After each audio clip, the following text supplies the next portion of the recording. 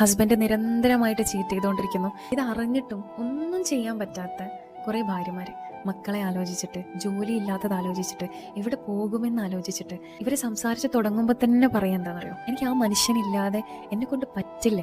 കാരണം ഞാൻ അത്രയും വിശ്വസിച്ചിട്ടുള്ള ആളാണ്. 18 വയസ്സ് മുതലേ കൂടിയിട്ടുള്ള ആളാണ്. ഇത്രയും വർഷമായിട്ട് ഞാൻ ജീവിച്ചതും ഞാൻ സ്നേഹിച്ചതും എല്ലാം ആ മനുഷ്യനെയാണ്. ഇത് പിടിക്കപ്പെട്ടു എന്നായി കഴിഞ്ഞാൽ ഇനി ഞാൻ ചെയ്യില്ല, നീ അത് മറന്നുകളാം, നീ അതിനെപ്പറ്റി ആലോചിക്കണ്ട, ഇനി അതിനെപ്പറ്റി സംസാരിക്കണ്ട.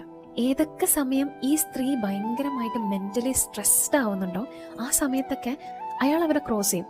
പിന്നെ ഇവരുടെ ഭാഗത്ത് തെറ്റുള്ളത് പോലെ ആയിരിക്കും ഈ ഭർത്താവ് സംസാരിക്കേണ്ടാവുക. നിനക്കെന്താ പറഞ്ഞാൽ മനസ്സിലാവില്ല, പറഞ്ഞു തന്നെ പറഞ്ഞുകൊണ്ടിരിക്കണോ, നീ എന്തിനാ ഇതന്നെ എപ്പോഴും ആലോചിച്ചുകൊണ്ടിരിക്കുന്ന എന്നൊക്കെ പറഞ്ഞിട്ട്. നിങ്ങൾ മനസ്സിലാക്കേണ്ട ഒരു കാര്യമുണ്ട്. വിവാഹത്തിന്റെ ഏറ്റവും അടിത്തറയായിട്ടുള്ള 2 കാര്യങ്ങളാണ്. ഒന്ന് സ്നേഹം, ഒന്ന് ട്രസ്റ്റ്. സ്നേഹം ഒരിത്തിരി കുറഞ്ഞാൽ വീണ്ടും നമുക്ക് കൂട്ടിയെടുക്കാൻ വേണ്ടിയിട്ട് പറ്റും. പക്ഷെ വിശ്വാസം ഒരു പ്രാവശ്യം തകർന്നു കഴിഞ്ഞാൽ പിന്നീട് ഒരിക്കലും നമുക്കത് റെഡിയാക്കാൻ പറ്റണമെന്നില്ല.